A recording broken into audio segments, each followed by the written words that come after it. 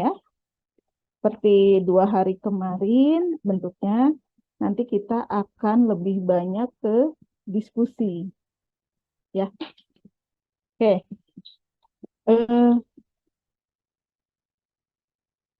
Tadi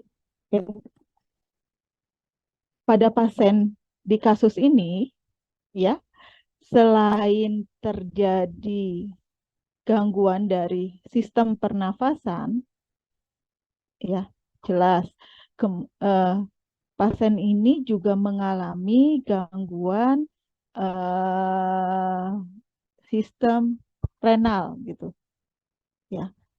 Nah, kira-kira data apa yang bisa kita gunakan bahwa pasien ini mengalami memang gangguan sistem renal, kemudian eh,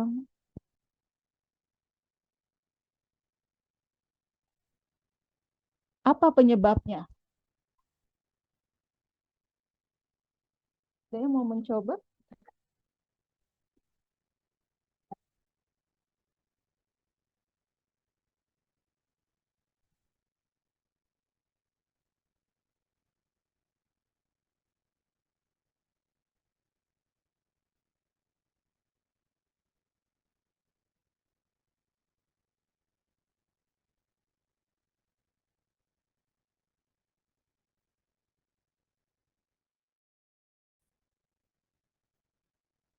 Ya, silakan. Teh.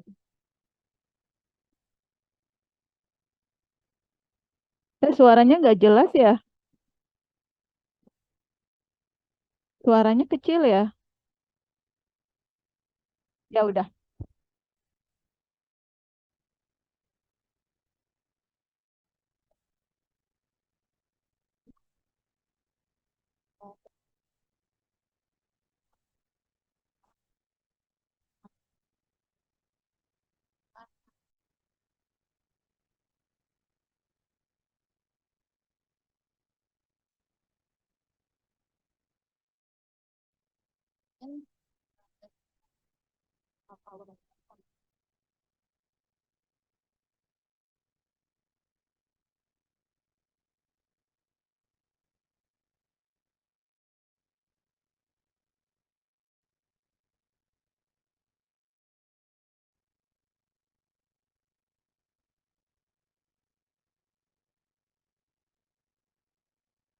Suaranya putus-putus, Teh.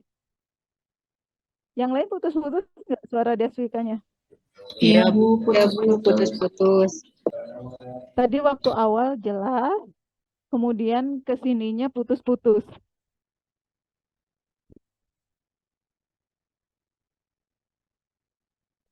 Sampai mana ya?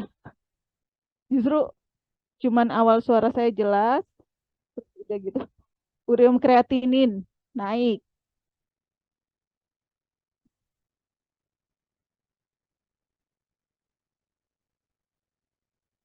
Hmm,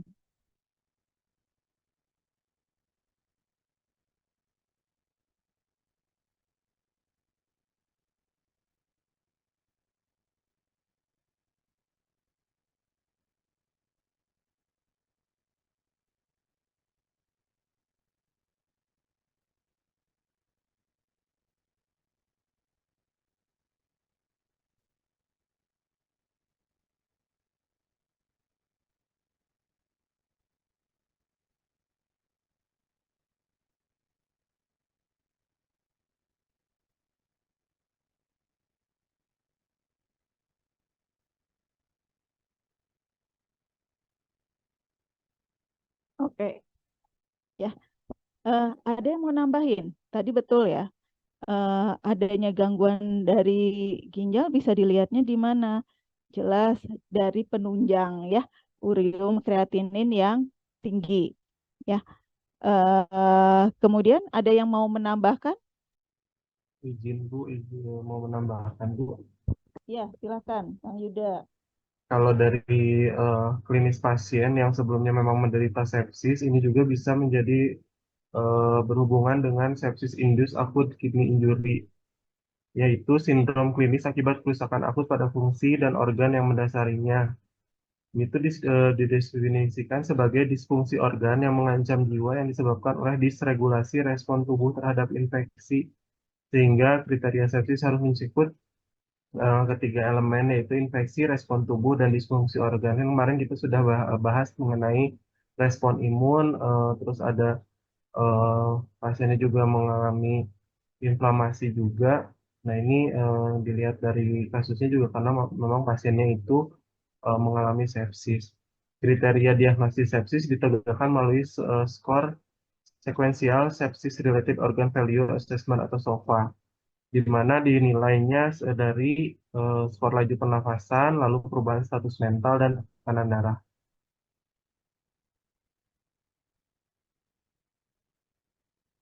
Oke, Kalau baik. untuk kriteria SOFA-nya juga banyak sih Bu, ini di jurnal ini sih.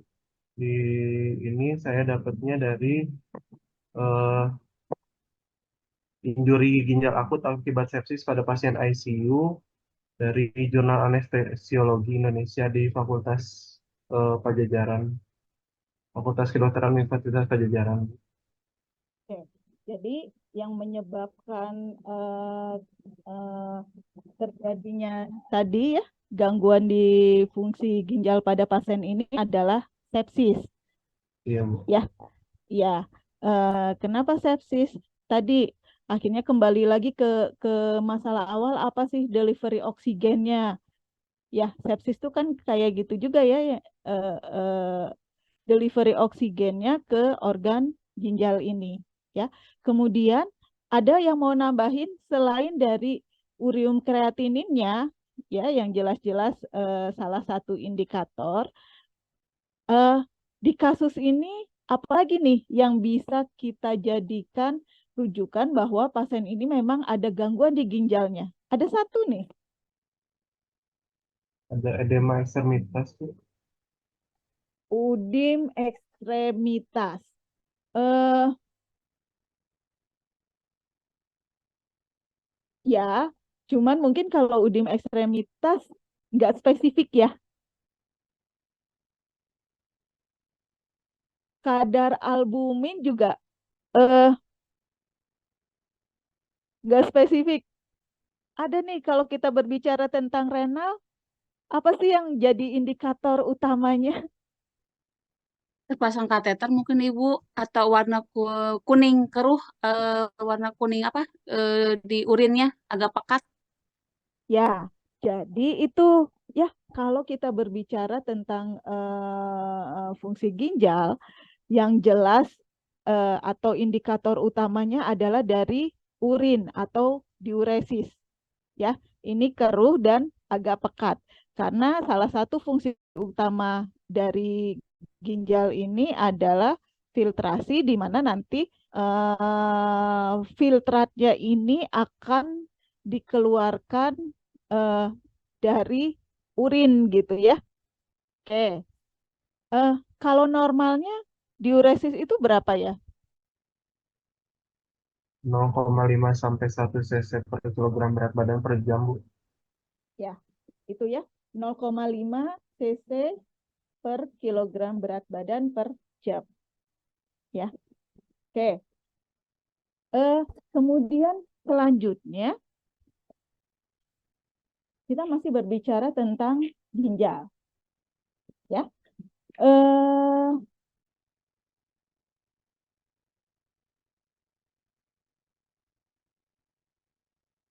ada yang mau menjelaskan bagaimana sih eh, fisiologi dari pembentukan urin?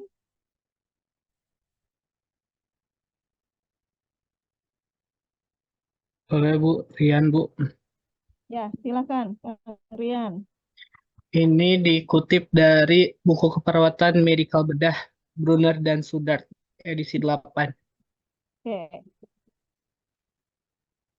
Urin yang terbentuk oleh ginjal diangkut dari pelvis ginjal melalui ureter ke dalam kandung kemih.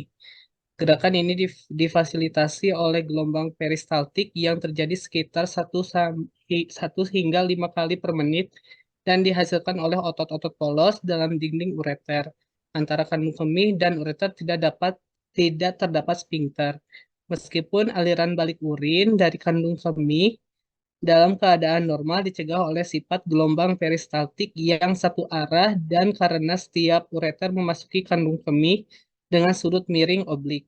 Meskipun demikian, pada keadaan distensi kandung kemih yang berlebihan akibat suatu penyakit, kenaikan tekanan darah dalam kandung kemih tersebut dapat dialihkan balik melalui ureter sehingga terjadi distensi ureter dan kemungkinan reflux atau pengaliran balik urin.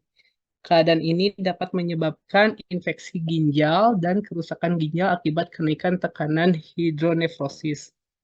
Tekanan kandung kemih normalnya, tekanan dalam kandung kemih sangat rendah bahkan meskipun terjadi akumulasi urin.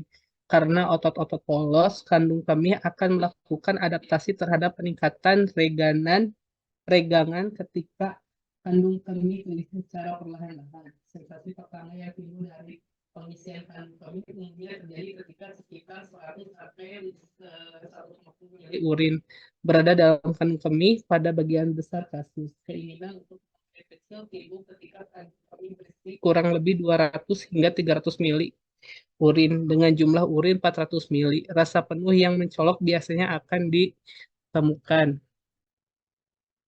Mungkin itu, Bu. Saya menambahkan itu boleh? Boleh, Teh Sally.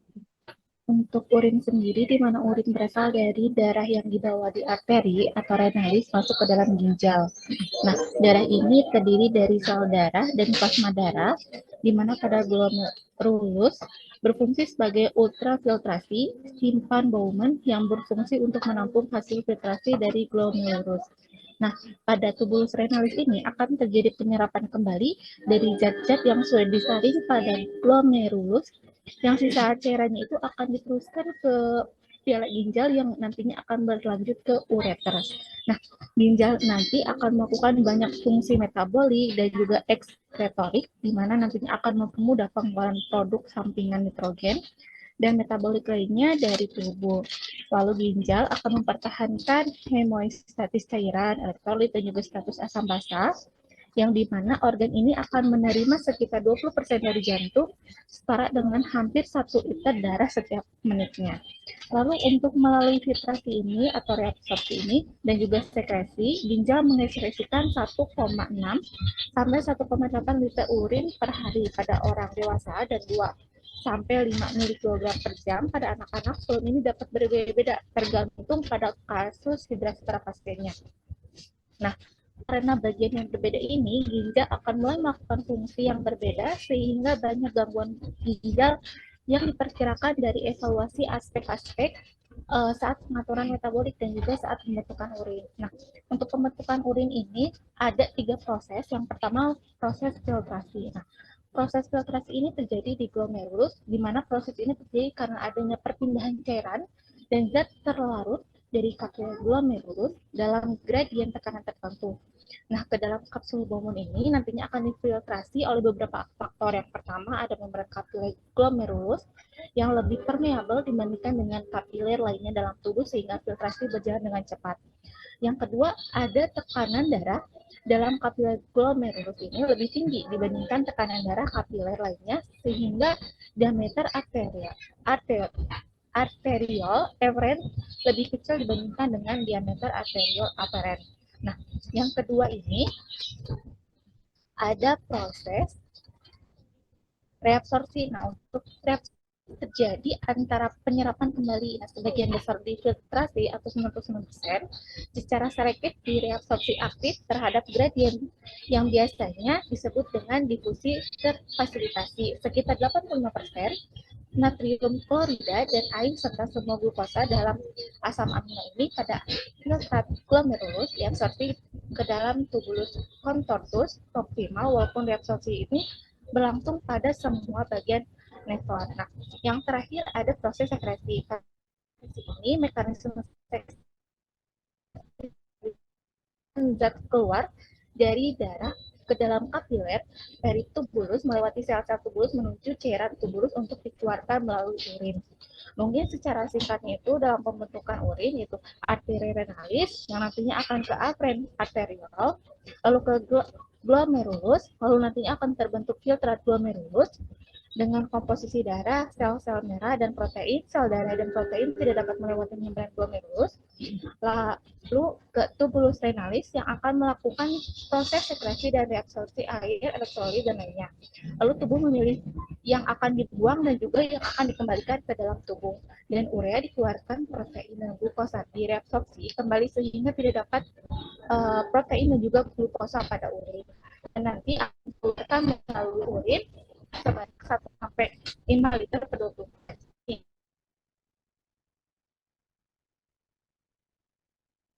Bisa nyimpulin teh?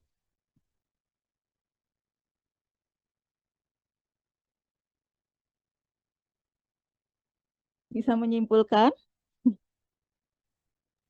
Mungkin yang tadi secara singkatnya Bu, yang arteri Ya. dari renalis itu.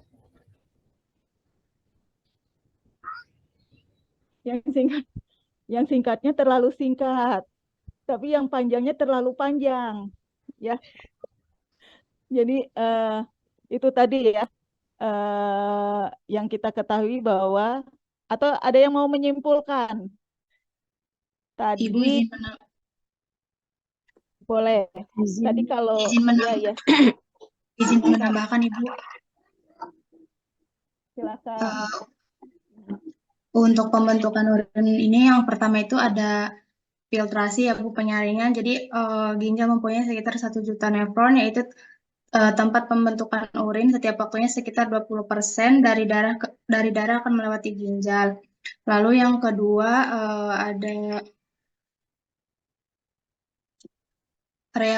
reabsorpsi, proses pembentukan urin, penyaringan ulang. Lalu ada sekresi atau augmentasi. Proses ini dapat menjaga keseimbangan pH asam basa dalam tubuh sekaligus keseimbangan elektrolit dalam darah. Mungkin hanya itu Ibu yang bisa saya tambahkan. Ya. Jadi nanti dirangkumkan ya. Cuman tadi kalau Kang Rian ya tadi yang awal menjawab itu sudah bentuknya adalah urin gitu ya. Di mana sudah dari ductus collectifus itu kemudian masuk ke kalix minor, kalix mayor, ya sampai ureter, kandung kemih dan uretra akhirnya ya. Yang pasti dimulainya dari mana? Dari seperti kita ketahui bahwa unit fungsional dari ginjal itu adalah nefron. Di dalam nefron ada kapsula Bowman, ada glomerulus, ya. Jadi kita mulai dari filtrasi darah di glomerulus, gitu ya. Filtrasi darah, darahnya dari mana? Dari aferen arteriol, ya. Jadi darah dari situ difiltrasi di glomerulus, ya. Kemudian ada disaring, ya. Disaring di situ meskipun ada 3 barier ya, ada pertahanan sampai ke dinding semipermeabel, tapi bentuknya tidak utuh di situ, ya, sehingga molekul-molekul yang kecil, ya, itu akan diteruskan ke kapsula Bowman. Nah, inilah yang nanti akan jadi filtrat, ya, hasil dari filtrasi ini, ya. Ada apa saja di situ? Ada asam amino, ada jadi molekul-molekul yang lebih kecil. Ada air, jelas ada glukosa, ada natrium, kalium, dan sebagainya ya. Nah, itu adalah filtrat awal mula dari urin yang nanti akan kita keluarkan. Kemudian yang tidak tersaring itu apa? Molekul-molekul yang besar. Contoh protein yang bermolekul besar. Asam amino juga kan protein ya, tapi dia protein yang bermolekul kecil sehingga bisa tersaring ke kapsula Bowman. Nah, molekul-molekul yang besar yang tidak tersaring ya, yang tidak terfiltrasi ini akan dikembalikan lagi,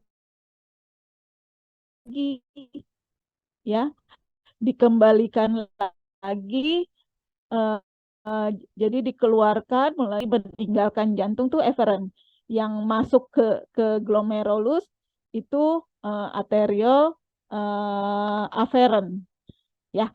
Nah, di filtrat ini tidak langsung menjadi urin yang akan dikeluarkan karena di sini masih ada molekul-molekul yang sangat diperlukan oleh tubuh, ya. Contoh tadi natrium, kalium, glukosa yang pasti dan asam amino, ya. Sehingga masih ada proses lagi filtrat ini. Contoh ketika ada di lengkung di duktus proksimal, ya. Di duktus proksimal ini akan terjadi reabsorsi dari molekul yang ada, dan di sini yang utamanya terjadi reabsorsi glukosa dan asam amino hampir 100%, ya. Hampir 100% ditarik gitu, ya.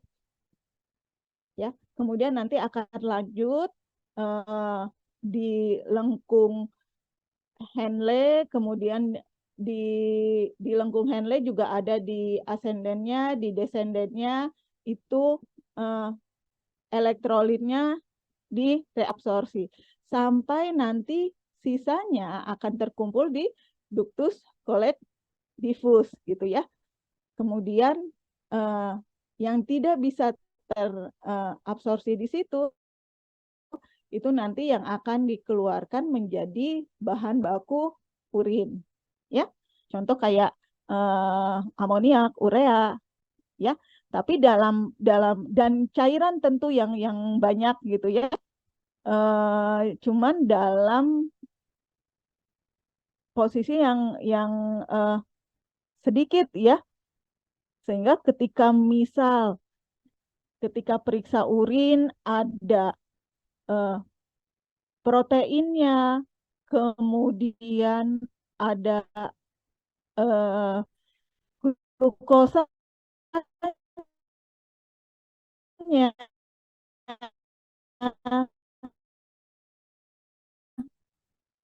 Nah, itu yang menjadi salah satu indikator ada masalah atau gangguan di ginjal juga, ya.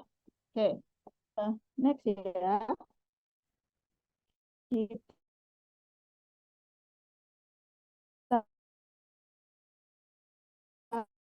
lanjut ke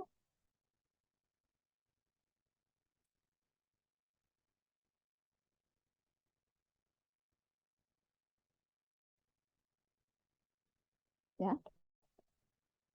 Tadi Suaranya putus-putus, Bu.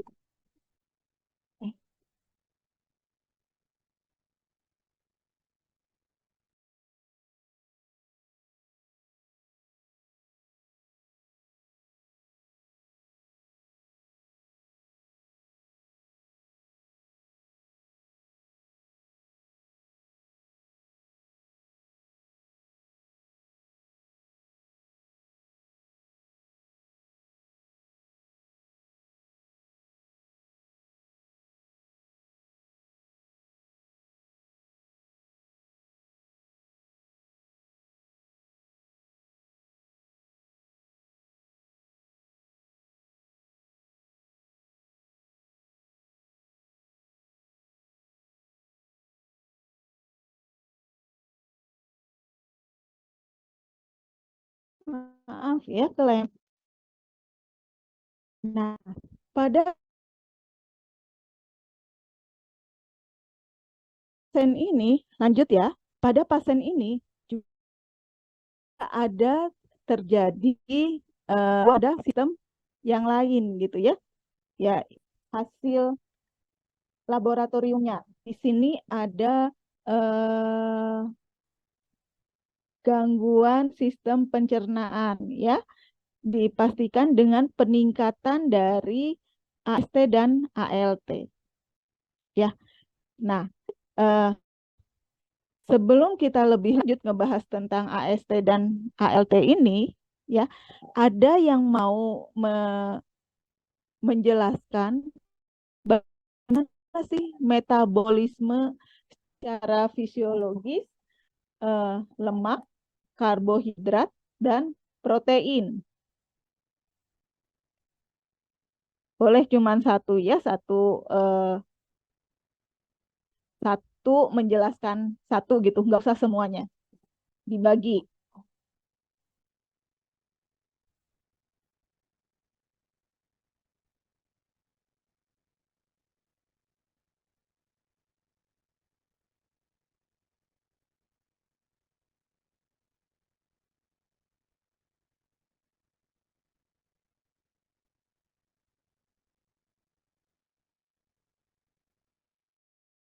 Nah, ini pasien ada berarti gangguan di CIT-nya,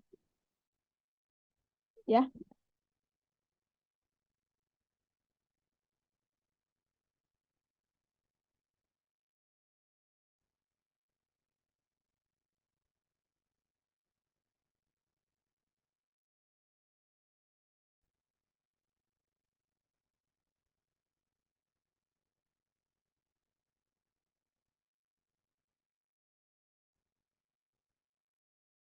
Ada yang mau mencoba bagaimana sih secara fisiologis metabolisme dari lemak, karbohidrat, dan protein itu?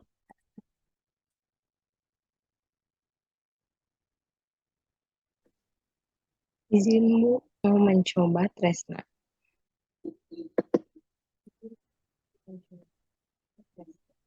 Ya, silakan. Hmm, hmm, lemak dalam modul anatomi fisiologi yang disusun oleh Dr. Nur Yulia. Lemak merupakan nutrisi penghasil energi yang paling kuat sehingga tubuh hanya memerlukan sedikit lemak. Lemak mempermudah absorpsi vitamin yang larut dalam lemak, contohnya vitamin A, D, E, dan K. Lemak ini berperan penting untuk membentuk membran yang mengelilingi sel-sel tubuh dan dalam membantu pembekuan darah, membantu tubuh mengangkut dan menyerap dalam usus halus vitamin tertentu yang larut dalam lemak, yaitu vitamin A, D, E, dan K. Lemak disimpan dalam bantalan organ-organ penting tubuh dan melindungi diri dari dingin dan panas yang berlebihan.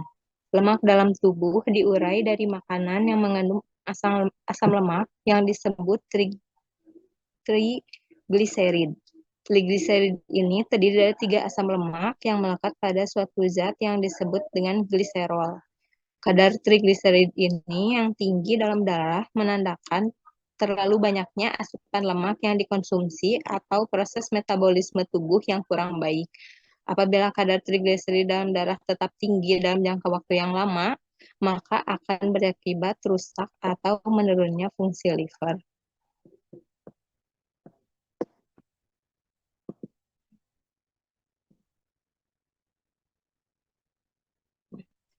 Kadar trigliserid yang tinggi meningkatkan risiko terkena penyakit jantung koroner yang menyebabkan darah menjadi pekat atau kental sehingga menghalangi O2 masuk dan beredar dalam tubuh. Akibatnya, jantung bekerja lebih keras untuk memberi cukup tekanan pada pembuluh. Pembuluh mengalirkan darah yang pekat untuk memberikan asupan oksigen ke otak dan bagian tubuh lain. Akibatnya adalah hipertensi atau tekanan darah tinggi membuat jantung sering berdebar. Makanan yang mengandung lemak jenuh dan kolesterol tinggi ditemukan dalam telur burung puyuh, memiliki kadar kolesterol yang paling tinggi, dan beberapa makanan yang lain, makanan yang dimasak dengan santan, minuman bersoda, sirup, minyak goreng yang dipakai berulang-ulang. Mungkin segitu Bu, sebagian.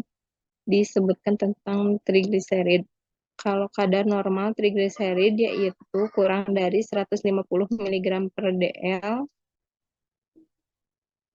dan yang termasuk tinggi itu lebih dari 500 mg per dl.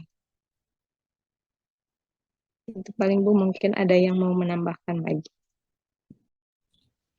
Izin mencoba menambahkan Bu, yang absorpsi protein.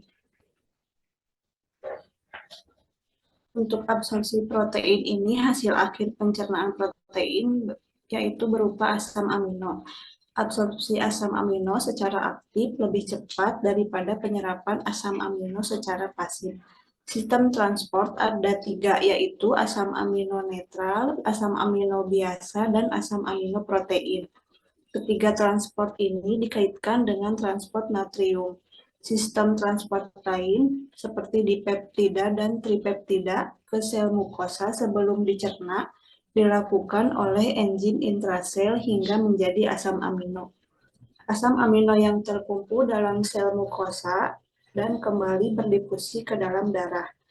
Absorpsi ini berlangsung cepat di duodenum dan jejunum, tetapi berlangsung lambat di ileum. Sumber protein dapat diabsorpsi secara utuh melalui mukosa usus halus dengan proses pinositosis. Sumber protein dalam gastrointestinal adalah 50% dari makanan, 25% dari liur pencernaan, 25% dari sel mukosa, dan hanya 2-2,5% yang tidak dicerna dan tidak diabsorpsi oleh usus halus.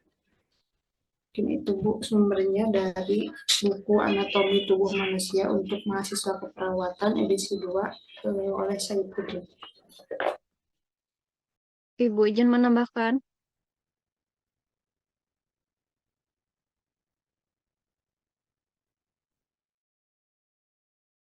Untuk metabolisme karbohidrat, lintasan metabolisme dapat digolongkan menjadi 3 kategori. Yang pertama, lintasan anabolik, yaitu penyatuan atau pembentukan. Merupakan lintasan yang digunakan pada sintesis senyawa pembentuk struktur dan mesin tubuh, salah satunya yaitu kategori sintesis protein. Untuk lintasan katabolik atau pemecahan, lintasan ini meliputi berbagai proses oksidasi yang melepaskan energi bebas, biasanya dalam bentuk fosfat energi tinggi atau unsur ekuivalen reduksi seperti rantai respirasi dan fosforilasi oksidatif. Untuk ketiga yaitu lintasan amfibolik, yaitu lintasan persimpangan. Ini memiliki lebih dari satu fungsi dan terdapat pada persimpangan metabolisme sehingga bekerja sebagai penghubung antara lintasan anabolik dan lintasan katabolik. Contohnya dari lintasan ini yaitu siklus asam sikrat. Sehingga karbohidrat, lipid, dan protein sebagaimana makanan sumber energi harus dicerna menjadi molekul-molekul berukuran kecil agar dapat diserap. Berikut ini adalah hasil akhir pencernaan nutrien tersebut, yaitu hasil pencernaan karbohidrat, yaitu monosakarida, terutama glukosa, hasil pencernaan lipid, yaitu asam lemak, gliserol, dan gliserida, hasil pencernaan protein, yaitu asam amino. Semua hasil pencernaan di atas diproses melalui lintasan metaboliknya masing-masing menjadi asetil CoA yang kemudian dioksidasi secara sempurna melalui siklus asam sitrat dan dihasilkan energi berupa adenosin trifosfat ATP dengan produk buangan karbon dioksida atau CO2. Terdiri dari 3 fase yaitu glikolisis, siklus Krebs, dan fosforilasi oksidatif. Seperti itu, Ibu. Oke.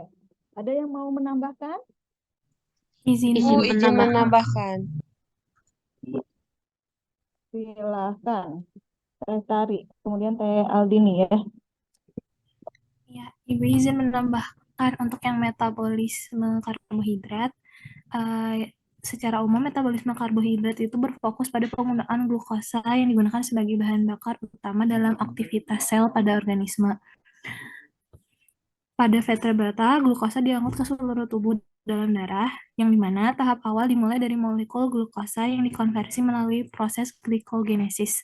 ketika glukosa di tubuh sebagai sumber energi atau sebagai molekul prekursor dalam proses biosintesis, molekul glikogen akan didegradasi melalui glikogenolisis menjadi glukosa.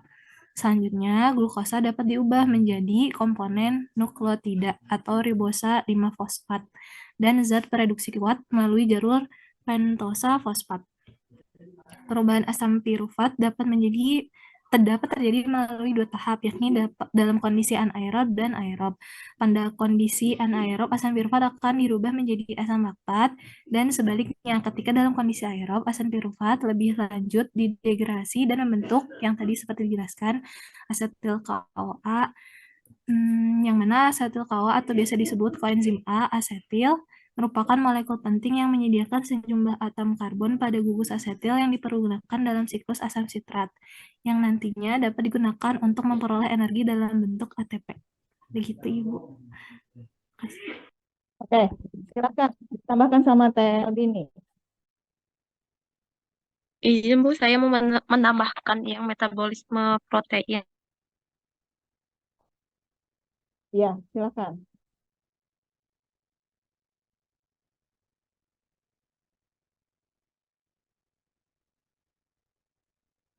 Secara metabolik, protein dapat berfungsi sebagai sumber energi dalam bentuk glukosa dan trigliserida.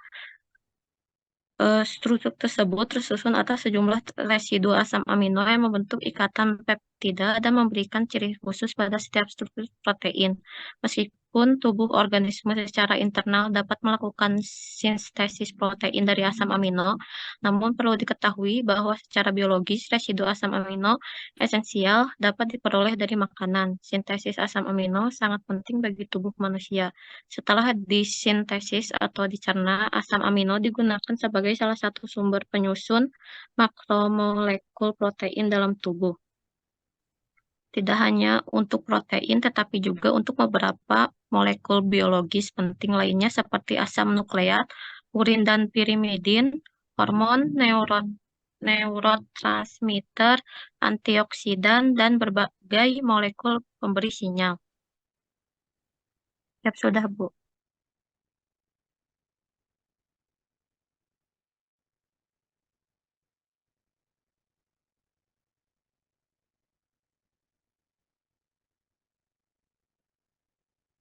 Bentar ya. Udah, Tel. Siap sudah, Bu.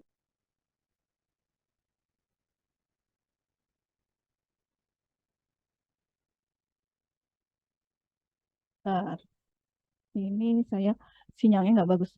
Jadi, ya tadi ya, masing-masing tadi sudah menjelaskan tentang apa metabolisme dari protein, karbohidrat, dan lemak. Tetapi di sini prinsip metabolisme, meskipun semuanya bisa jadi bahan dasar gitu ya, tetap yang harus kita perhatikan bahwa bahan bakar utama dari metabolisme itu adalah karbohidrat, ya, karena di karbohidrat ini dia lebih betul tadi ya, kalau lemak dia lebih besar ya. 1 gram lemak menghasilkan berapa kalori?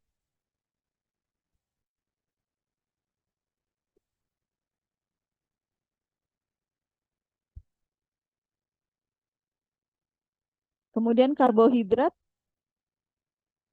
berapa kalori? Protein berapa kalori? 1 gramnya. Ya, karena nanti ini teman-teman harus tahu pada saat nanti kita akan menghitung TPN ya, atau terapi tambahan nih. Ya, oke. Siapa tadi? Izin tadi, Bu. Oh iya, gimana? Dari ini, Bu, Kementerian Kesehatan ada kalori dalam makanan per 1 gram lemak mengandung 9 kalori. Untuk 1 gram protein ataupun karbohidrat itu masing-masing mengandung 4 kalori, Bu. Ya, ya. Jadi nanti kita menghitung kebutuhan kalorinya ya untuk memenuhi kalori dari pasien.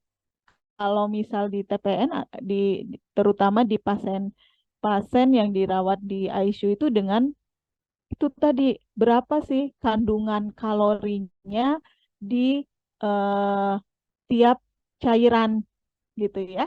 Nah, tadi prinsip metabolisme tetap kita jadikan glukosa itu sebagai bahan bakar utama metabolisme. Meskipun ini juga harus diperhatikan apalagi pada pasien-pasien kritis. Ya, biasanya pasien kritis, pasien yang terpasang ventilator, ya, perbandingannya itu bukan utamanya dari glukosa juga, ya, tapi energi utamanya biasanya yang terpasang ventilator ya. Biasanya perbandingan dengan lemaknya 55%, sisanya adalah glukosa. Kalau kalorinya didapatkannya. Ya. Nah, kenapa? Dulu sempat ya. Sekarang ada yang menggunakan prinsip ini, ada yang tidak. Ya. Jadi pada pasien-pasien yang terpasang ventilator, biasanya justru yang jadi sumber ininya lemak gitu ya. Kenapa?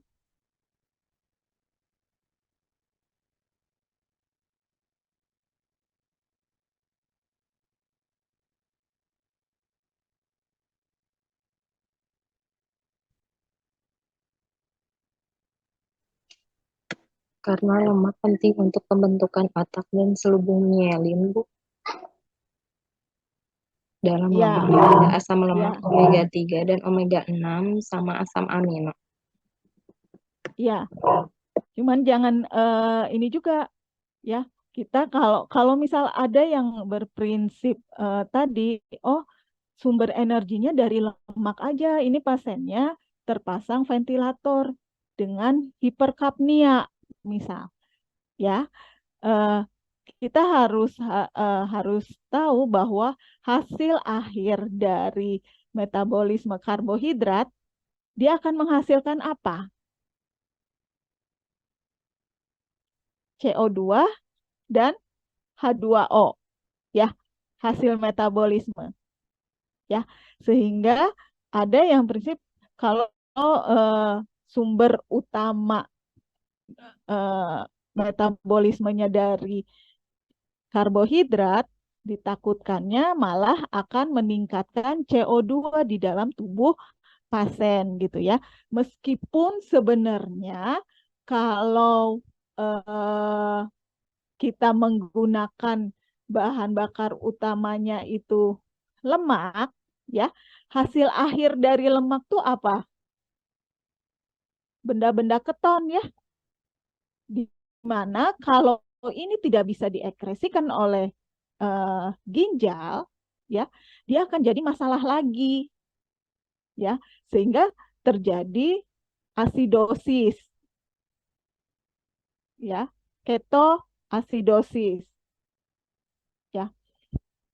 Nah, di sini ketika glukosa berlebihan, dia akan disimpan dalam bentuk glikogen, ya. Nah, kemudian kalau asam lemak ini digunakan oleh hati, ya.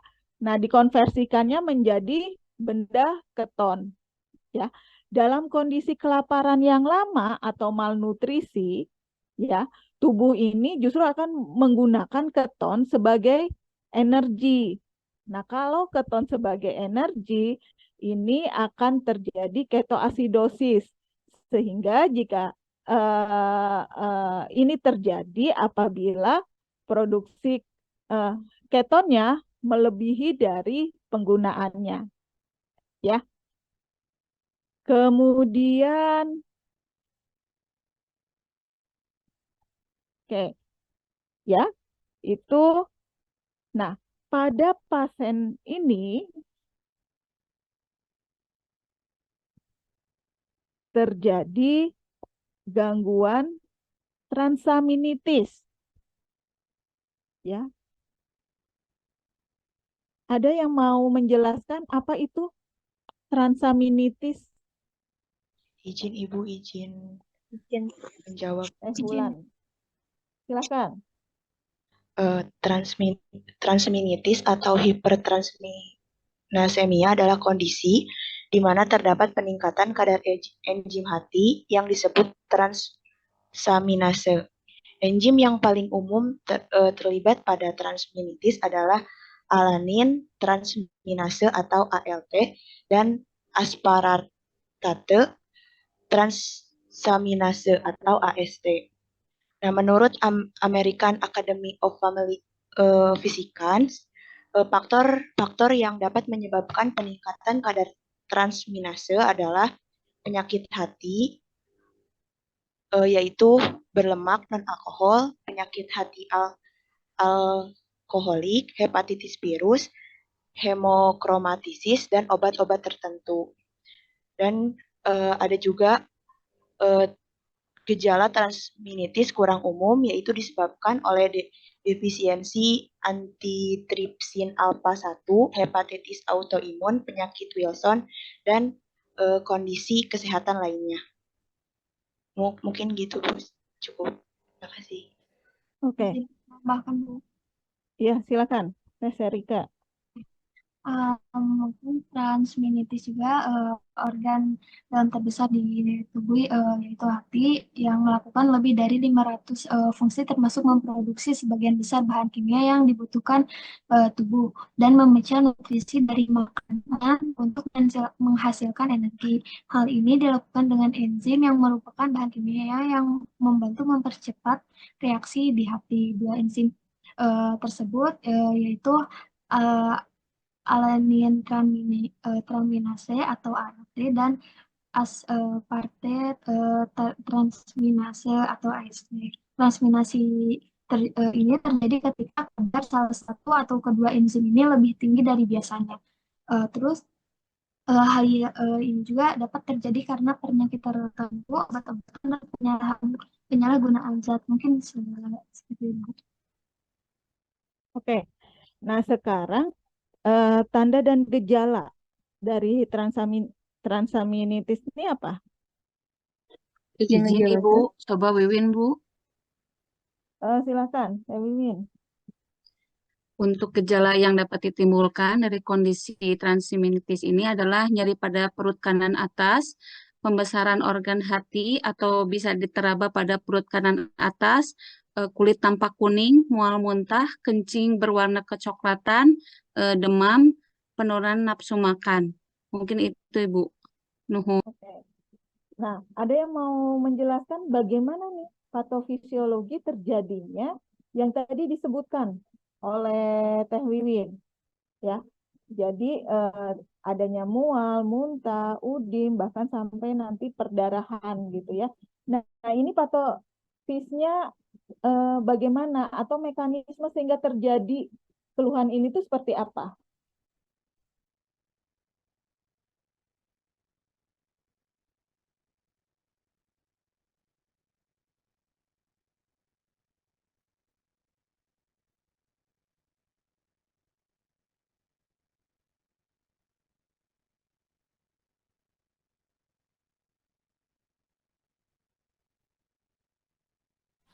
Ibu, maaf, mau validasi untuk keluhan mual muntah yang sampai ulcus pepticum bukan ya? Ya. Ya. Boleh mencoba ya. menjelaskan prosesnya, Bu? Ya.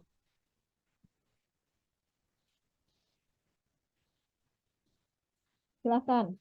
Di sini ulcus pepticum merupakan terjadinya ulkus pada jaringan mukosa lambung, pilorus, dan duodenum.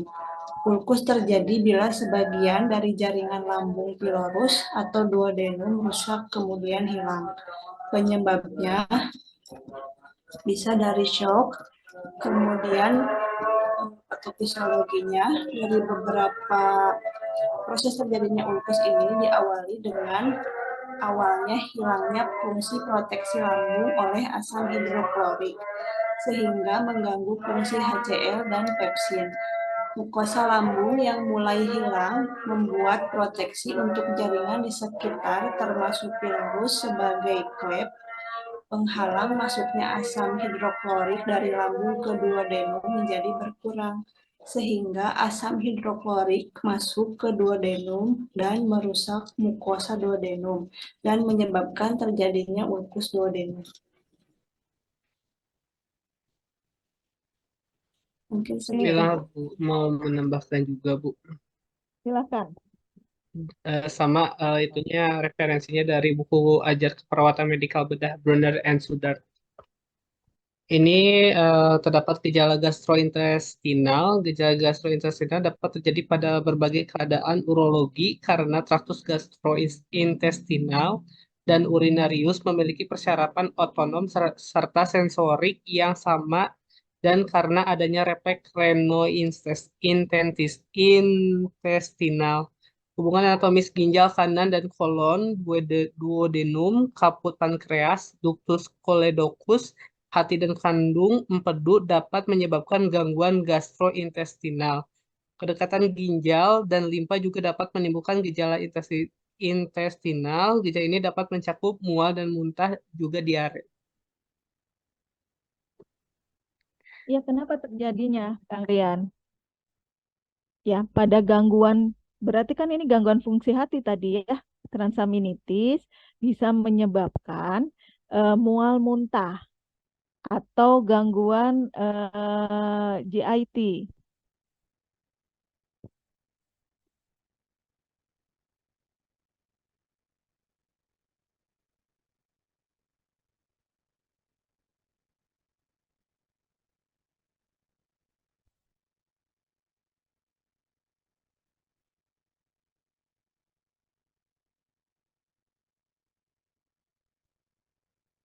Bagaimana mekanisme timbulnya gejala transaminitis seperti mual muntah, kemudian ada udim, ada perdarahan di GIT-nya.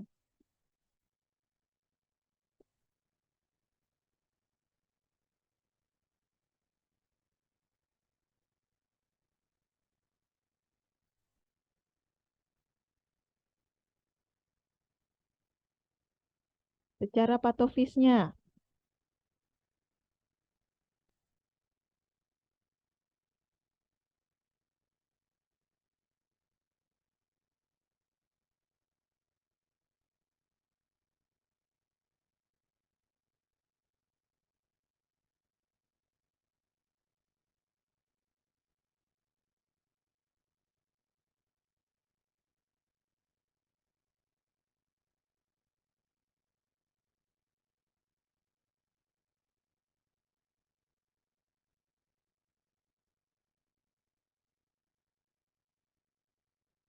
kenapa peningkatan OTPT menimbulkan mual? Ya,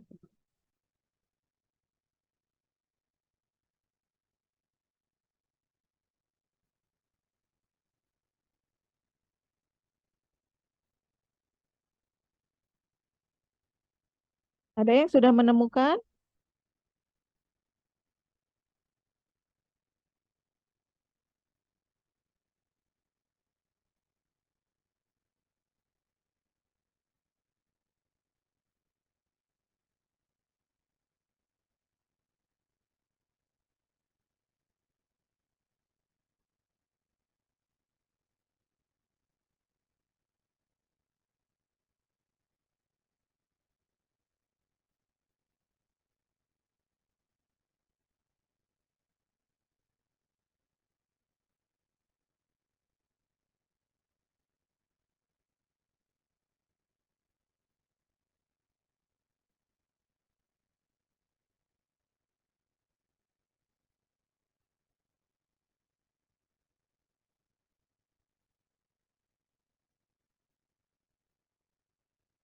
Ada yang mau mencoba?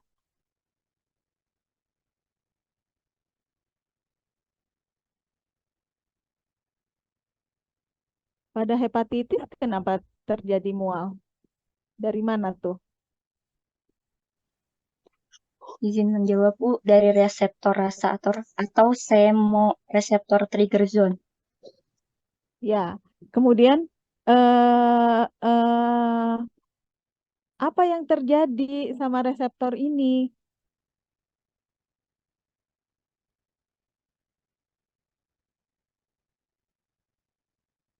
Apa yang terjadi kalau berbicara tentang mekanisme?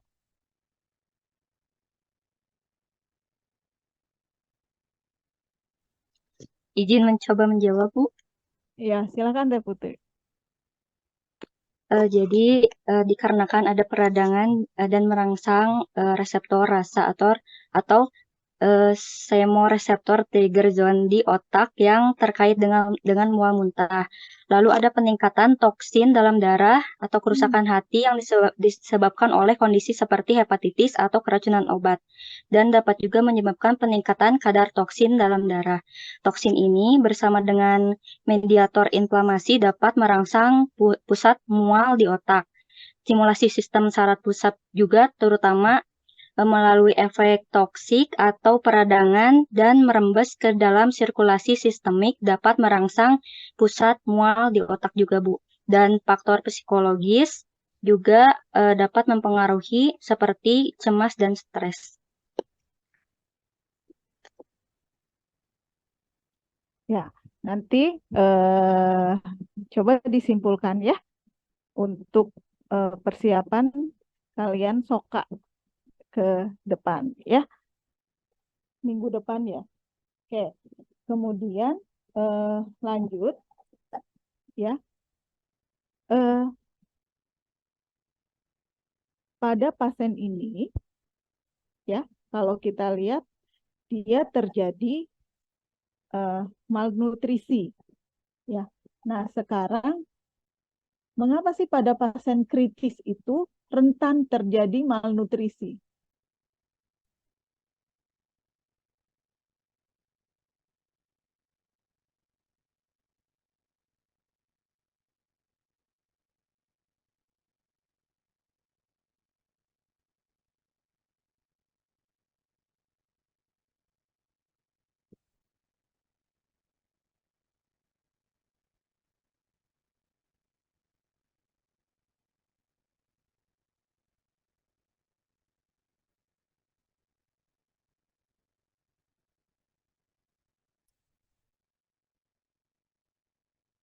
Kenapa pada pasien kritis rentan terjadi malnutrisi?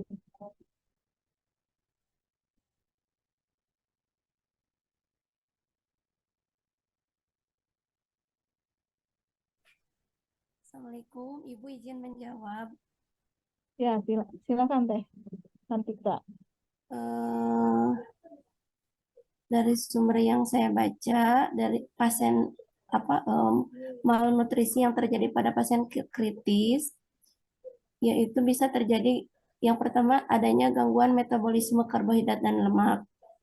Terus sehingga menyebabkan penyimpanan glikogen menurun, maka terjadinya hipoglikemia, adanya resiko ketidakstabilan gula darah, sehingga menyebabkan sel kekurangan energi, terus ketidakseimbangan nutrisi kurang dari kebutuhan tubuh.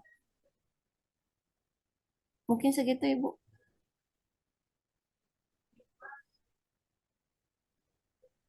Ya, ada yang mau menjelaskan kenapa ini terjadi gitu? Oh, Ibu izin mencoba. Iya, silakan. Dari beberapa sumber yang tadi baca, yang pertama itu pasien yang sakit kritis mengalami malnutrisi karena adanya hipermetabolisme yang persisten. Lalu karena penyakit kritis yang mengancam jiwa. Kondisi yang ditandai dengan infeksi, trauma, atau penyakit medis ini melibatkan lonjakan besar mediator proinflamasi yang memicu katabolisme pada inang atau pada manusia. Respon proinflamasi terhadap infeksi atau trauma adalah mekanisme adaptif tubuh untuk bertahan melawan patogen dan melengkapi substrat untuk penyembuhan.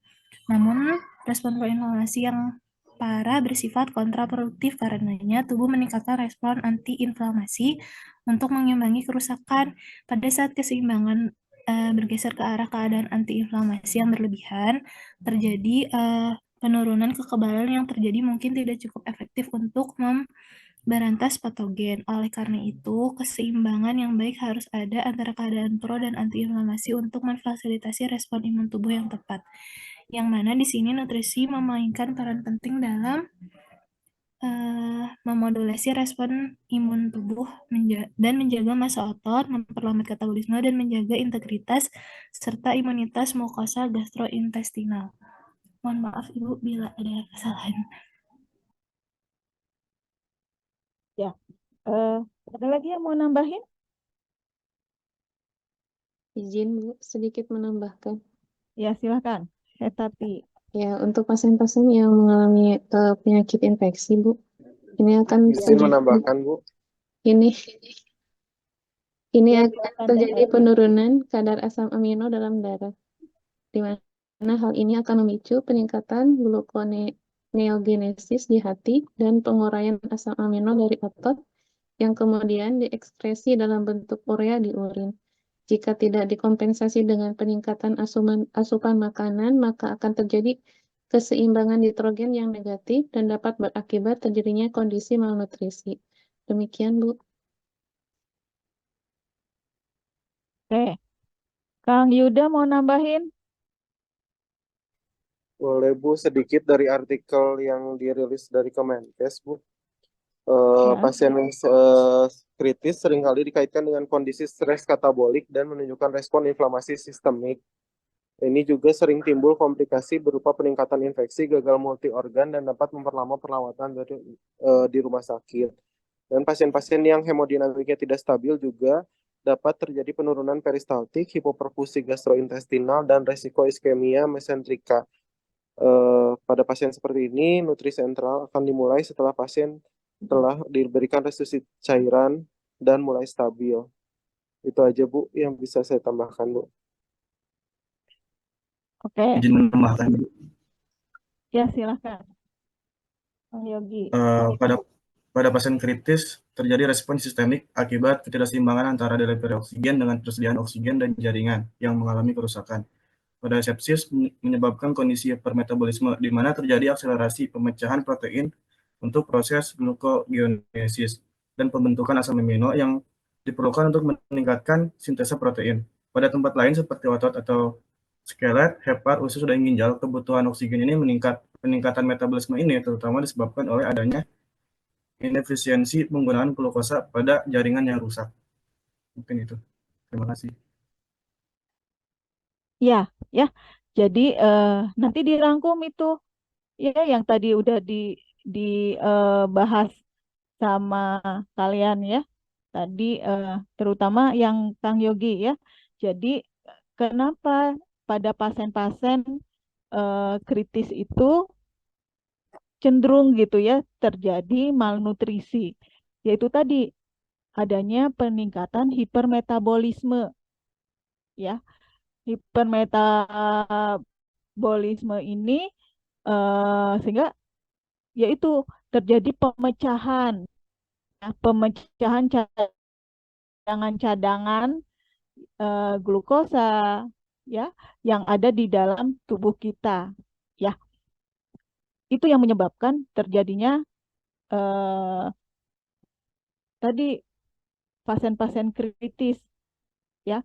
Karena pada intinya dari hasil penelitian, jangankan pasien kritis gitu ya, pasien yang dirawat inap juga, ya, pasien yang dirawat inap itu kecenderungan terjadi malnutrisinya tinggi, apalagi pada pasien yang cedera kritis gitu ya. ditandai dengan hipermetabolisme dan katabolisme yang dipercepat. Nah, ini yang menyebabkan malnutrisi dengan cepat. Karena apa? Yaitu tadi sel-sel yang ada di tubuh kita, kondisi pasien tersebut, ya, jaringannya itu memerlukan perbaikan, ya, memerlukan oksigen, ya, demand akan oksigennya tinggi. Dan yang kita ketahui hasil dari metabolisme ini adalah menghasilkan oksigen dan energi, ya, itu. Kemudian ada yang tahu bagaimana sih rute pemberian support nutrisi pada pasien dengan kritis?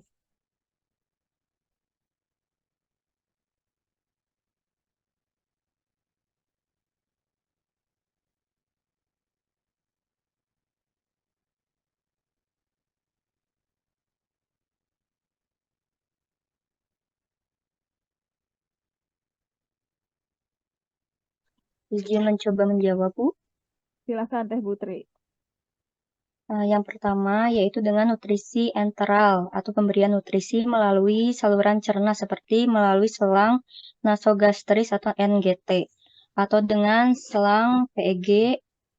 Lalu nutrisi internal juga umumnya lebih diutamakan karena dapat mempertahankan integritas saluran cerna dan merangsang sekresi lambung serta fungsi usus. Lalu yang kedua dengan nutrisi parenteral. Jika pasien tidak dapat menerima nutrisi melalui saluran cerna atau memiliki kontraindikasi untuk nutrisi enteral, nutrisi parenteral dapat diberikan. Nutrisi parenteral melibatkan pemberian nutrisi langsung ke aliran darah melalui vena. Lalu penilaian nutrisi dan kebutuhan energinya, biasanya perawat melakukan penilaian nutrisi untuk menilai kebutuhan energi, protein, dan nutrisi lainnya. Lalu pengukuran berat badan juga, status gizi, dan analisis lab juga akan membantu merancang rencana nutrisi yang sesuai juga. Lalu monitor asupan nutrisinya juga harus diperhatikan. Pasien kritis seringkali mengalami fluktuasi kebutuhan nutrisi mereka. Oleh karena itu, pentingnya untuk terus memantau asupan nutrisinya. Lalu pengelolaan cairan dan elektrolit, lalu pemberian suplemen nutrisi juga, lalu kolaborasi dengan ahli gizi. Mungkin cukup sekian. Oke, ada yang mau menambahkan?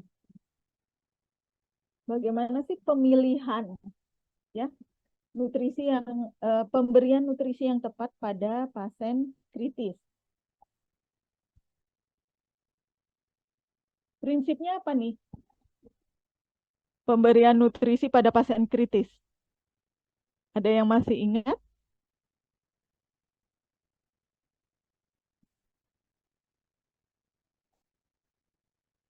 Kapan terapi nutrisi kapan terapi nutrisi pada pasien kritis ini dimulai? Izin menambahkan boleh Bu sedikit. Audia. Defisit energi dan protein harian dihitung dengan cara mengurangi jumlah energi dan protein yang dikonsumsi pasien dengan jumlah target energi dan protein yang dipreskripsikan. Target energi dan protein yang digunakan adalah berdasarkan kriteria ASPEN, yaitu energi 25-30 kilokalori per kilogram berat badan per hari dan protein 1,2 sampai dengan 2 gram per kilogram berat badan per hari. Pasien yang overweight atau obesitas menggunakan berat badan ideal dalam perhitungan. Total defisit dihitung dari hari pertama saat pasien masuk ruangan ICU hingga pasien keluar dari ICU maksimal dihitung selama 7 hari. Lama perawatan pasien di ICU dihitung dari hari saat pasien masuk ICU hingga hari saat pasien sudah diputuskan oleh DPJP. Mungkin itu sedikit dari Journal of Nutrition and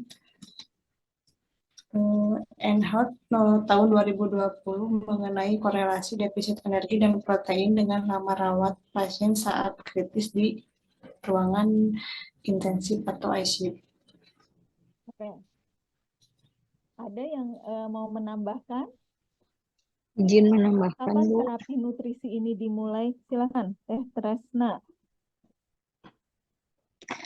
Untuk pemberian nutrisi pada pasien dengan penyakit kritis, pemberian nutrisinya lebih banyak yaitu melalui rute enteral karena akan memelihara integritas mukosa usus sehingga kemungkinan translokasi bakteri dari usus ke pembuluh darah lebih kecil. Apabila intake melalui enteral terganggu, misalnya pada pasien post-op dan sakit berat yang hanya mendapat nutrisi parenteral akan menyebabkan atrofi dari filus usus halus, penurunan jumlah sel filus, dan penurunan ketebalan mukosa. Permeabilitas intestinal yang diukur dengan memeriksa rasio kadar laktosa urin yaitu manetol meningkat. Nutrisi enteral diperlukan untuk memelihara fungsi usus yang optimal, memelihara barrier mukosa, dan sekresi, good associated immune system, serta imunoglobulin A. Total TPN berhubungan dengan imunosupresi, terutama kandungan emulsi lipid yang umumnya merupakan omega PUFA. Dari hasil penelitian, beberapa penelitian menunjukkan kejadian infeksi lebih tinggi pada pasien yang mendapat TPN dibandingkan dengan nutrisi enteral pada pasien trauma, luka bakar, post-op, dan kemoterapi.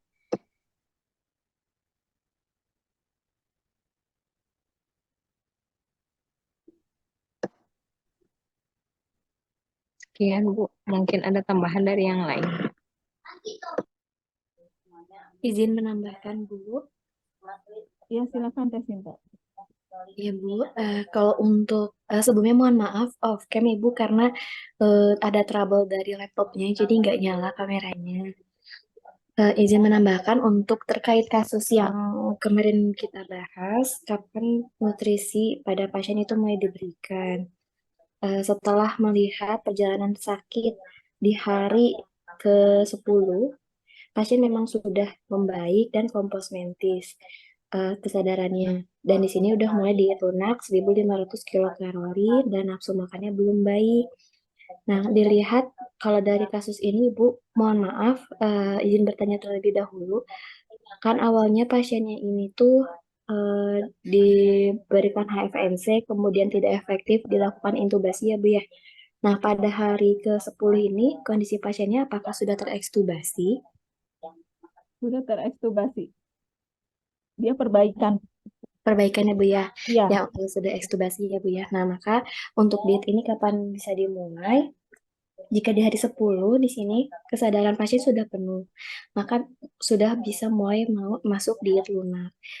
Kenapa kesadaran penting? Karena kesadaran ini tentu akan menentukan nutrisi yang ia butuhkan, apakah berupa makanan cair atau sudah masuk ke makanan bertekstur.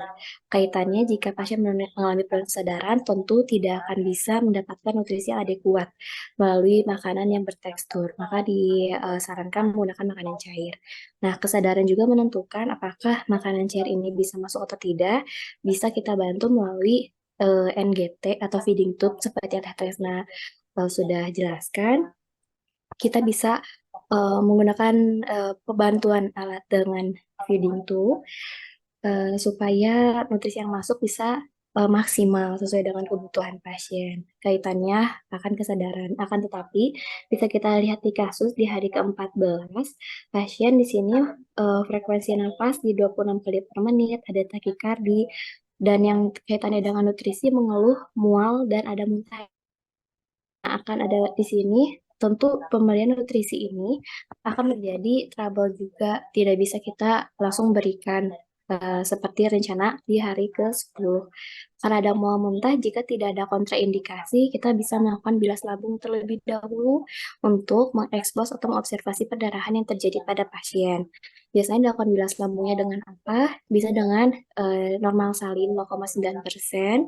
Biasanya kita berikan khusus pada anak itu 30-50 cc tiap 8 jam. Nah, untuk dewasa bisa sampai 100 cc tiap 3 jam, Ibu, mohon maaf, tiap 3 jam.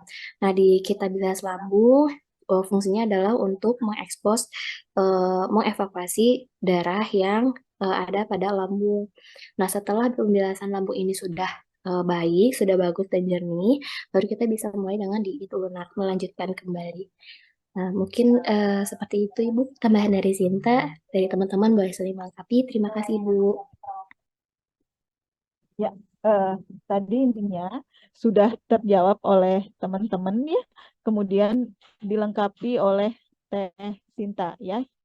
Jadi ini kita berbicaranya kalau pada pasien kritis Teh Sinta nggak lihat dari kasus ya, maksudnya gini. Oh iya baik Bu. Tapi nggak apa-apa, itu lengkap tadi ya, dilengkapi oleh Teh Sinta. Jadi tadi pertanyaannya adalah kapan sih terapi nutrisi ini dimulai? Ya, prinsipnya.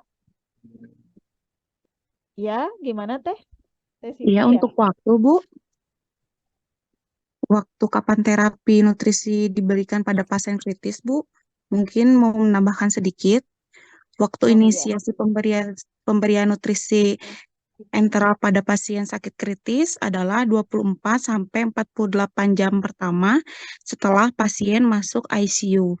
Sedangkan waktu pemenuhan kadar nutrisi idealnya adalah 48 sampai 72 jam yang merupakan window opportunity dan berpengaruh terhadap morbiditas serta mortalitas.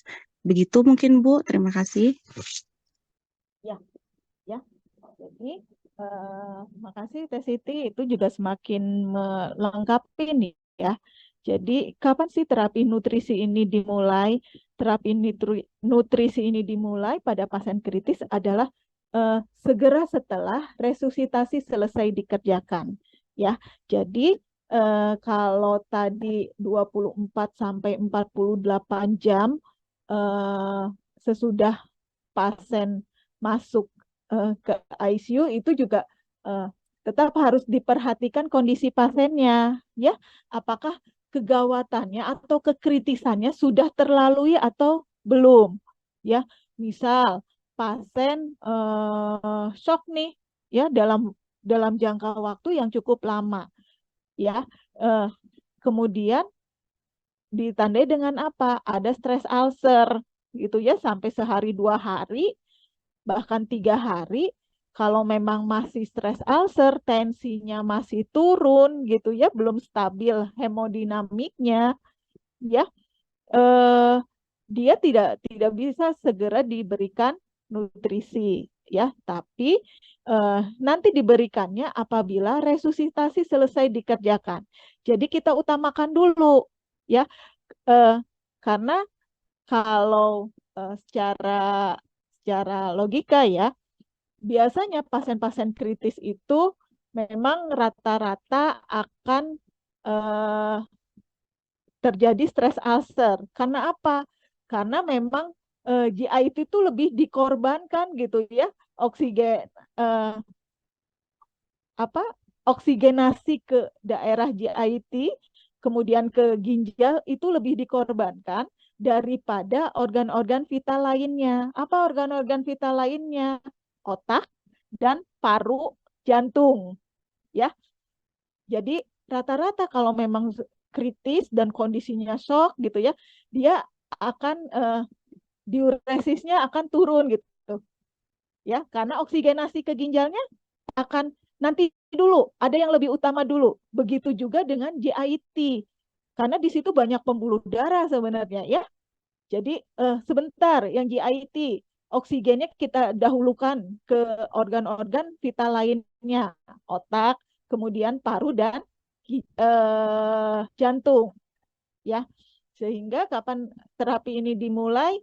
Segera setelah resusitasi selesai dikerjakan. Jadi semuanya hemodinamiknya sudah stabil.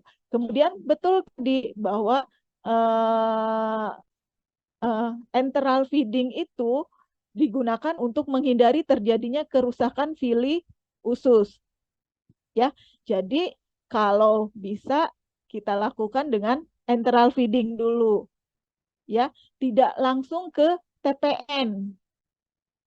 Ya, terapi parenteral, total parenteral nutrisi. Kecuali ya itu tadi, kalau misal sudah 3 hari kondisinya nggak stabil nih, masih tetap ada stres ulcer gitu ya, baru main TPN. Dan yang penting adalah dilakukan dengan start low, go slow. Ya.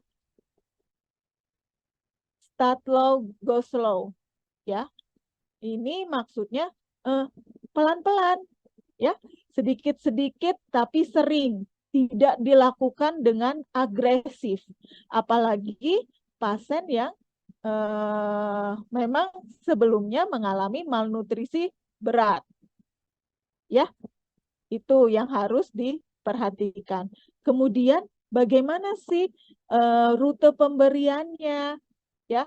Sebenarnya ini ada algoritmanya ya. Jadi bagaimana cara kita memilih rute pemberian dari makanan, ya? Yang pertama dipastikan dulu GI tract-nya bisa digunakan nggak?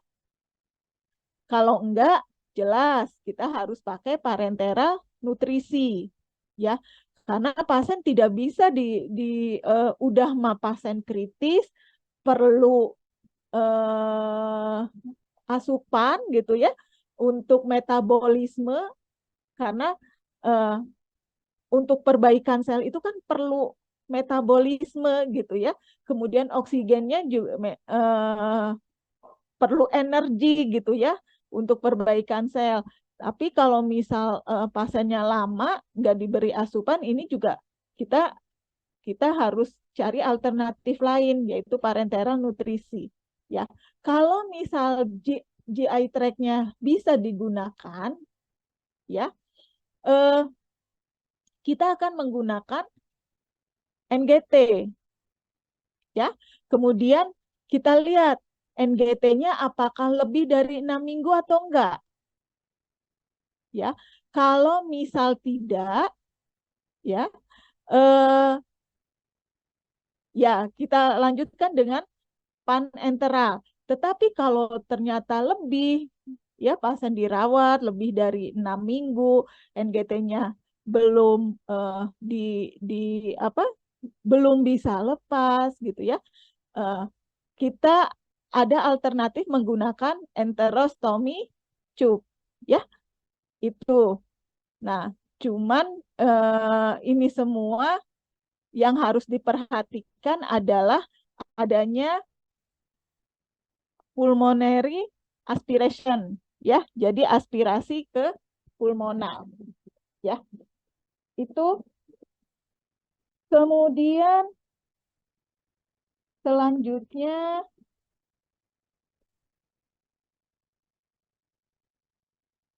ada yang mau menjelaskan apa sih yang harus kita dari paparan tadi nih ya, apa yang harus kita perhatikan dalam memberikan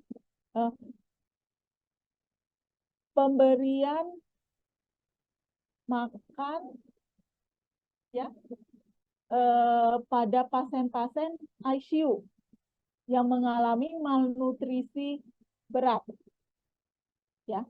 Jadi kalau tadi yang harus diperhatikan dalam pemberian makanan, ya, yang tadi, nah sekarang pasiennya sudah boleh nih, hemodinamiknya sudah stabil, ya. Kemudian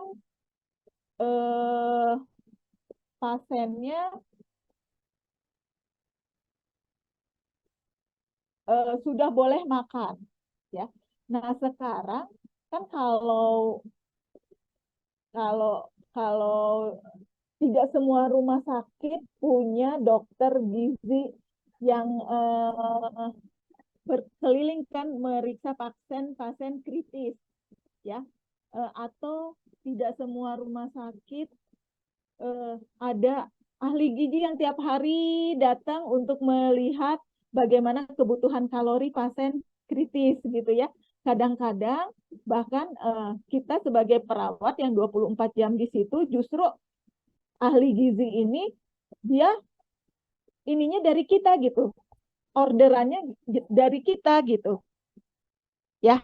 Nah kira-kira apa yang harus kita perhatikan pada pasien kritis ya, ketika dia sudah boleh makan gitu.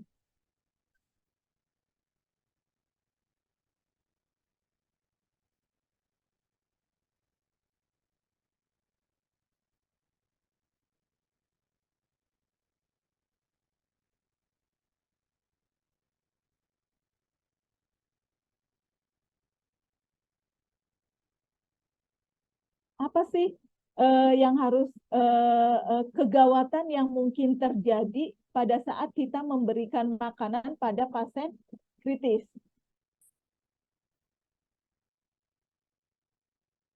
Kalau pasien kritis, pasti pasien mengalami malnutrisi ya. Malnutrisinya malnutrisi berat nih kebanyakannya.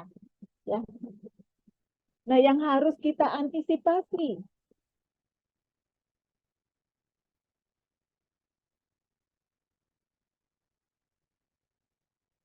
apa yang sering terjadi ketika kita memberikan makanan pada pasien kritis nih?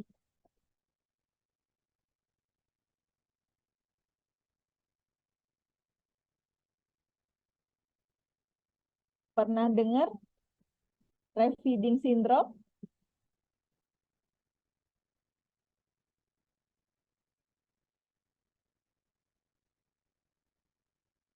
Ya, refeeding syndrome ini adalah kondisi yang sering terjadi ya apabila kita memberikan makanan pada pasien-pasien dengan kondisinya gizi berat ya atau pasien malnutrisi berat ya. Dan ini pada pasien-pasien kritis atau pasien ICU ya. Nah, ada yang bisa menjelaskan apa sih yang dinamakan refeeding syndrome ini?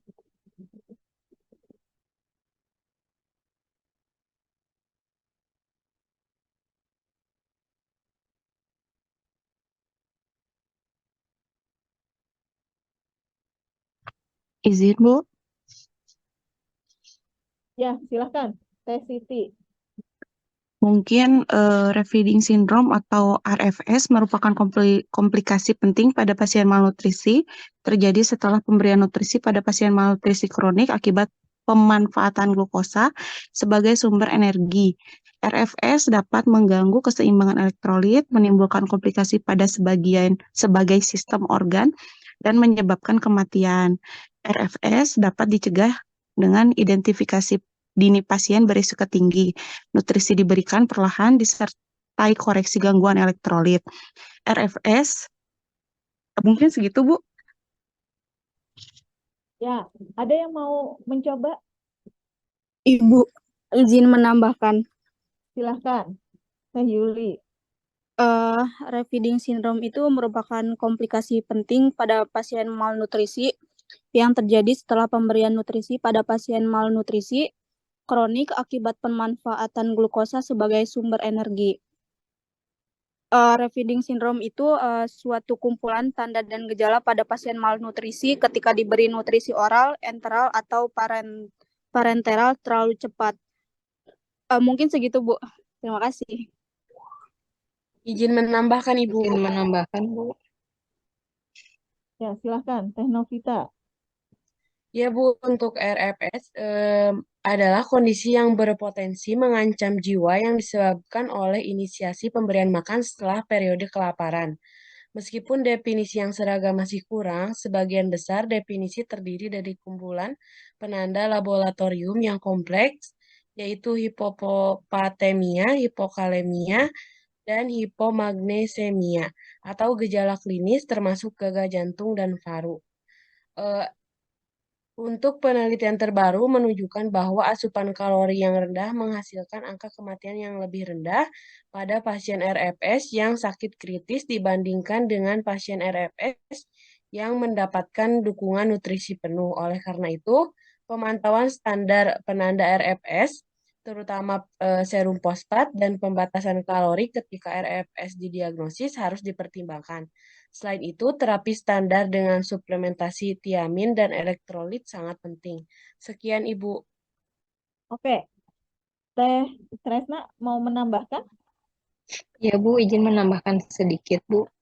Untuk RFS ini adalah suatu kumpulan tanda dan gejala pada pasien malnutrisi ketika diberikan nutrisi oral, enteral, atau parenteral yang terlalu cepat.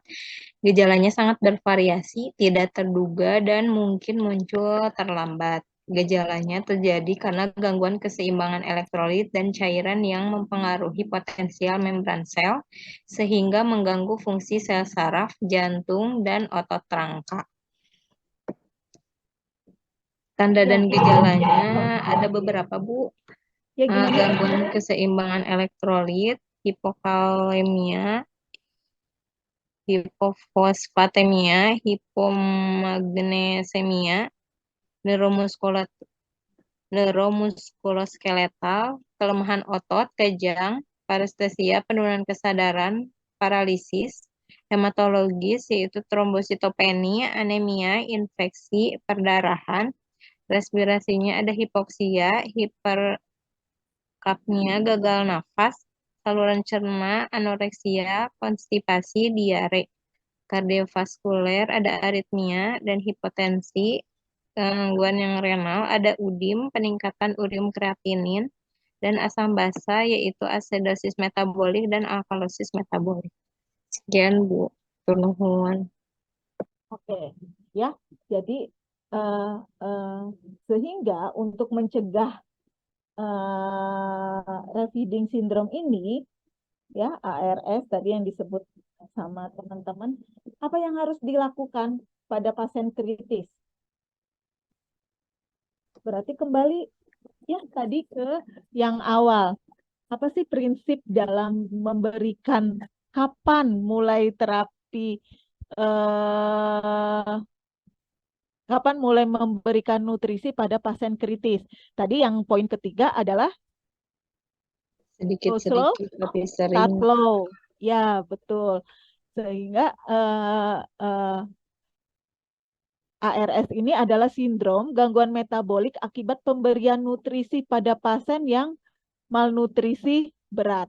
Di mana sindrom ini tuh muncul akibat pemberian nutrisi baik oral, enteral, atau parenteral secara agresif, ya, sehingga hal ini dapat berakibat fatal sampai menimbulkan kematian pada pasien, ya, karena terjadinya terutama akibat itu tadi, ya, terjadi pasiennya hipo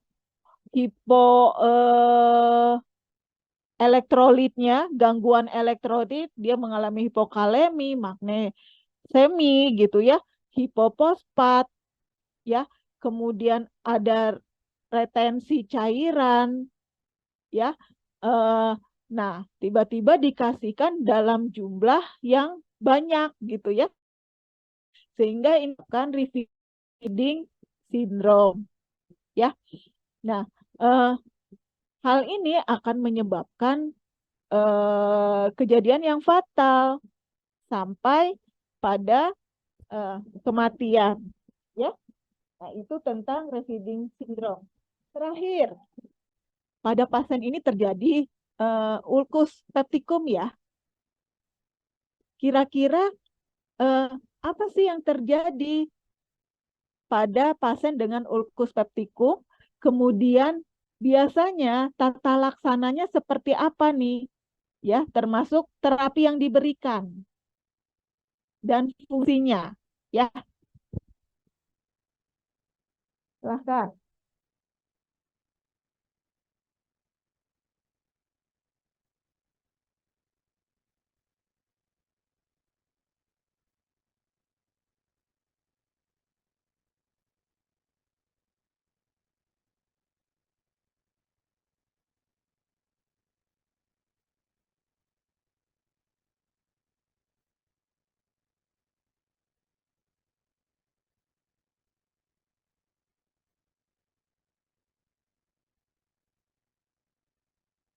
Apa itu ulkus peptikum? Izin mencoba menjawab, Ibu. Ya, silakan, Teh Putri. Ulcus pepticum adalah luka atau kerusakan yang terjadi pada lapisan dalam dinding lambung atau duodenum, bagian pertama dari usus halus atau bagian atas usus halus. Ulcus pepticum dapat disebabkan oleh infeksi bakteri Helicobacter pylori. Penggunaan obat antiinflamasi, non-steroid, NSAID, dan faktor-faktor lain seperti stres dapat menyebabkan ulcus pepticum.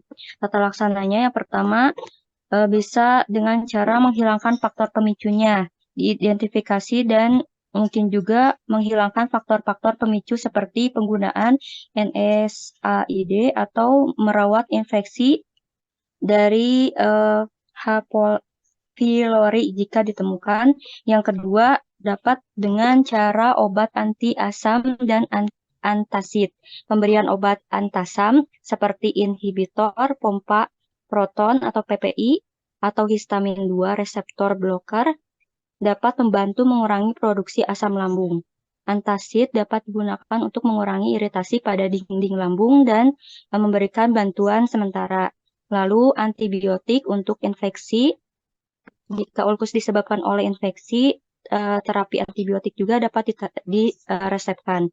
Lalu pelindung lapisan mukosa. Obat-obat yang melindungi lapisan mukosa lambung dapat diberikan juga untuk membantu proses penyembuhan ulkus. Lalu perubahan gaya hidup dan pemantauan dan evaluasi lanjutan. Pasien dengan ulcus pepticum biasanya perlu dimonitor secara rutin untuk memastikan efektivitas pengobatan dan mendeteksi perkembangan atau kekambuhan kondisinya. Mungkin jika ada yang mau menambahkan boleh. Ya. Ada yang mau menambahkan?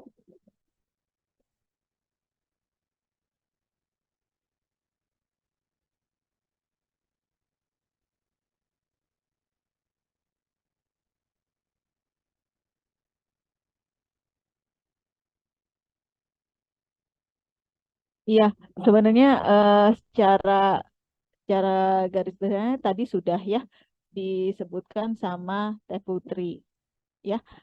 Dan terapinya juga sudah sesuai ya. Yang utamanya adalah kita cari apa yang penyebabnya. Kalaupun enggak dengan eh, diberikan terapi ya. Contoh pada pasien ini dia dapat pantoprazol gitu ya. Kemudian dilakukan eh, apabila terjadi stres ulcer dilakukan lavase. Pasiennya diistirahatkan dulu, dipuasakan dulu ya, diistirahatkan dulu GIT-nya ya. Iya, mungkin alhamdulillah studi kasus kita berakhir hari ini ya, teman-teman sekalian. Minggu depan ke Soka ya. Kalau teman-teman sudah diberikan teknis Sokanya belum sama Bu Santi? Ibu. Bu, Ya, belum ya. Eh, Nanti Ibu tanya dulu eh, seperti apa. Sokanya 4 kali pertemuan ya. Ya, Bu, betul. Kalau sesuai RPS. Di, di RPS-nya 4 kali pertemuan. Tapi teman-teman sudah pernah Soka sebelumnya? Belum pernah, Bu. belum pernah, Bu. Oh, jadi siap Soka atau masih bingung nanti Soka seperti apa? Bingung, Ibu. Belum pernah. Masih bingung. Sebenarnya sama aja, sama kayak studi kasus gini, cuman nggak keroyokan kayak gini satu orang ya yang ditanyanya ya. Kalau Soka itu apa sih?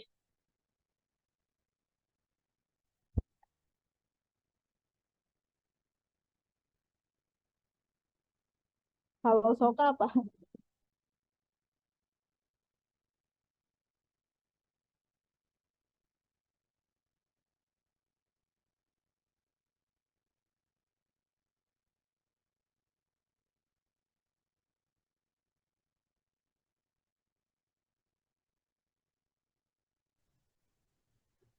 Student oral case analysis katanya, Bu. Ya, ya. Oral case analysis sama kayak studi kasus seperti ini. Ya, intinya mah intinya kalau pertanyaannya yang mana, Bu? Sama. Nanti yang ditanyakan mungkin nggak jauh dari kasus ini. Ya, dan satu hal teman-teman bisa open book ya. Tetapi nanti ini yang Ibu perhatiin kayak Teseli itu bagus ininya. Dapat artikelnya, literaturnya ya. Tetapi panjang. Nah, nanti akan disimpulkan ya. Disuruh nyimpulkan.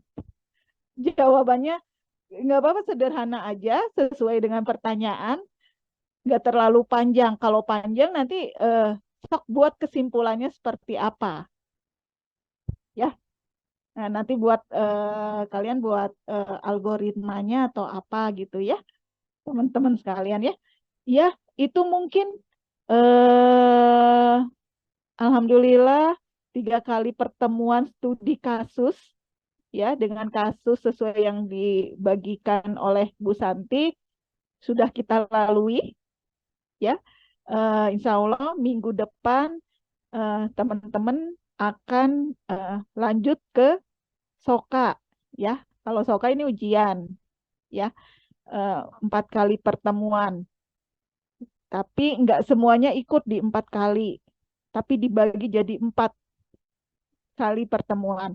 Nah, untuk siapa pembimbingnya nanti akan diatur lagi oleh Bu Santi, apakah tetap dengan saya atau dibagi lagi. Cuman intinya mau sama siapapun nggak akan jauh pertanyaannya dari yang sudah kita diskusikan selama 3 hari berturut-turut ini. Ya, baik. Itu saja mungkin pertemuan kita pada studi kasus terakhir ini. Kalau tidak ada yang ditanyakan atau mau didiskusikan, kita cukupkan pertemuan kali ini. Ya, ada yang mau didiskusikan?